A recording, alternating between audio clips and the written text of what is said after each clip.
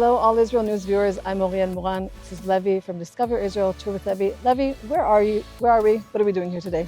We're at an incredible site called Betel, the house of God. It's the second most mentioned town inside of the Bible. And here is where Jacob has his dream of a ladder going up to heaven. We're going to go and explore it. And we're going to feel the presence of God in this place. I'm so excited. Let's go.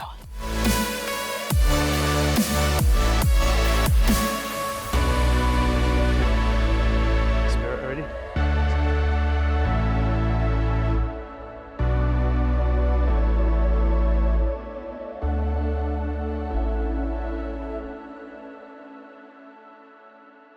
Betel, standing in the presence of God, the house of God, a place where Jacob has this revelation after he goes to sleep and this beautiful dream of a ladder going up to heaven from this location facing eastwards. He wakes up and he's in awe from this phenomenal dream that he has of God standing at the top of a ladder, angels coming up and down, and then God once again reminds him of the promise that he's going to give to the Jewish people, and he's going to spread us around this land, and he's going to come close to us, and he will fulfill that promise, and he won't leave us until that happens.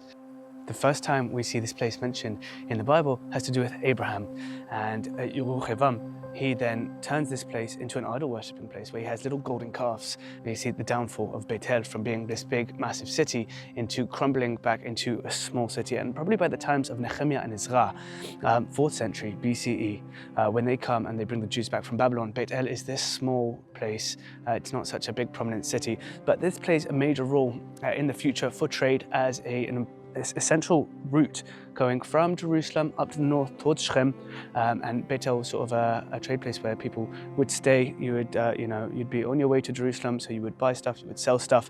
What we're looking at right now in front of us are stones from all those different periods, which are then being reused to build what we call a mitzudah, is kind of a fortress during the Crusader period about 800 years ago. We're going to zoom in a minute and we're going to see all of these reused stones dating all the way from the Roman period and some even predating that. So structure on top of structure. Here we are right now inside of the presence of God.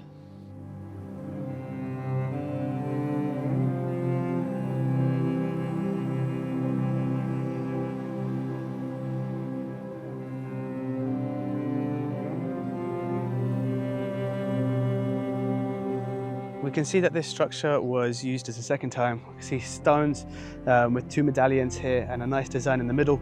When we come up a little bit more, we can see that this stone was possibly part of a fruit on top of columns.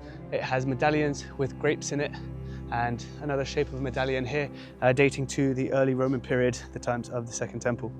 Just like our forefathers did to honor a place of God, we are going to take frankincense and we are going to burn frankincense in a place in the house of God right here to honor him. First, we're going to light a synthetic coal, not nearly incredibly traditional, but this is the most efficient and easiest way for us to do it today. And then we're going to take the frankincense resin, which we have here, bought in the market in Holy Jerusalem. And we're simply going to place the resin on top of the coal.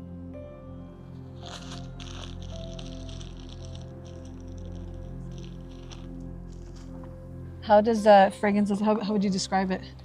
Well, it's kind of like a spiritual, gives you this spiritual feeling with it. I actually burn it when I'm trying to study and to get my mind straight inside my house. And many people burn it in houses of worship throughout the world. And from here, it's definitely a significant practice to do that everyone did for thousands of years. And so we'll do it here, specifically in this place. And we'll say a prayer to God. Shema Yisrael, Adonai Eloheinu, Adonai Echad. Hear, O Israel.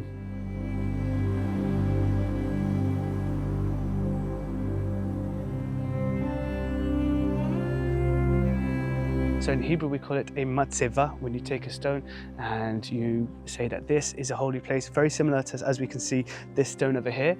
I mean, Jacob must have been a big guy if this was his pillow. This structure is one of the oldest structures within the layers of people who are here, and we can see a stone which is turned upright at the entrance to a house or the entrance to a specific structure. We can see a basin here which was probably used for water for animals to come and drink as they were welcomed in. We can see the vertical and horizontal kind of architecture when it comes to this specific structure, which tells me this is a lot older than the rest of it. We can see that during the Canaanite period, when people made contracts with each other, two tribes made contracts with each other, they would then put these stones, specifically like this one, upright as a reminder for the contract. We see these other places in Israel like Gezel, and in the biblical story of Jacob's ladder, we can see that once he sleeps on his stone, he then puts it upright and then sanctifies this as a place of God. I want to take us through the story of how Jacob might have felt when he was fleeing. He basically stole or was given his birthright by Esau, and now he understands that he's going to be killed right after his father dies, because there's a vengeance against him from Esau. So he takes the stone while he's on his way to escape, and he might have taken a stone sort of like this, maybe less heavy, maybe not, and he took it with him to some place in the night so that he could rest his head, right? And during that time, like we said before, he encounters something amazing. He encounters God. And as you can see, there's no comfortable way to sleep in the desert, but he did the best that he could. And he basically laid like this. And when he awakes, he understood that he encountered God. To dedicate the place to God, he took oil that he had with him, and he blessed the place, something sort of like this. And I'm sure he didn't spare from anything that he had, because he said after that he'll give 1/10 of everything he owns to God. Basically, his life was covered with the anointing of the Spirit of God, that he said that he would be with him, just like he is with us today.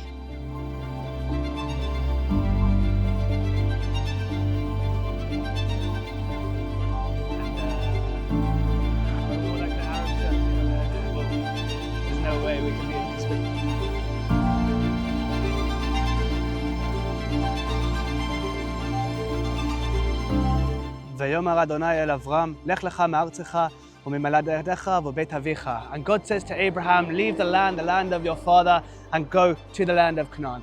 Now, Abraham, he comes to the land of Canaan. He first settles in a place called Shechem and the Oak of Moreh, and then he builds an altar there where he sanctifies God, and then he comes to this exact location I'm standing now, east of Betel, just across from us, and in front of us a biblical city named Ai, actually the second biblical city that Joshua ben Nun comes to conquer. So Avram comes here first, and he pitches his tent in this exact location, and he then builds another altar and calls this place a house of God.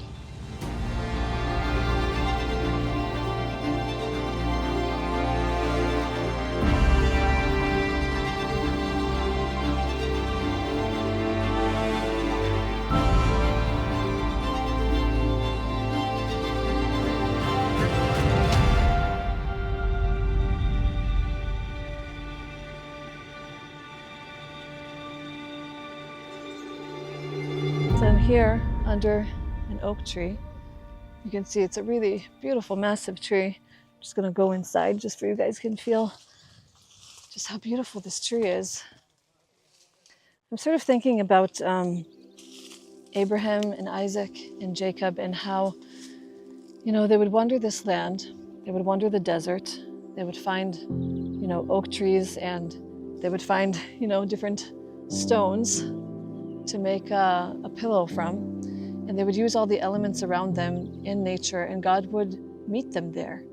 And I think it really comes to show that God really is everywhere, just like Jacob said, that this is Betel, like surely God is in this place. So our encouragement to you is that wherever you are, either physically, emotionally, spiritually, God is with you. Even if it seems like he's invisible, even if it seems like he is silent, there are clear signs that even when we can't see God, he is definitely with us.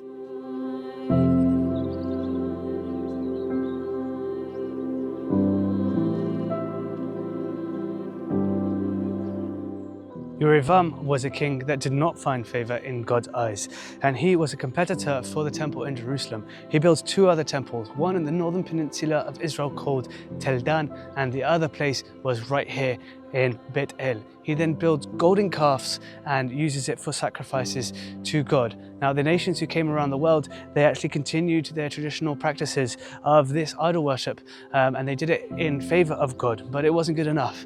You had to completely annihilate your old traditions and just stick to the traditions that were done inside of the temple of Jerusalem. It was evidential that a reform would then come, and so it would all be focused and the temples were then brought back to Jerusalem. When that happens, this place gets destroyed.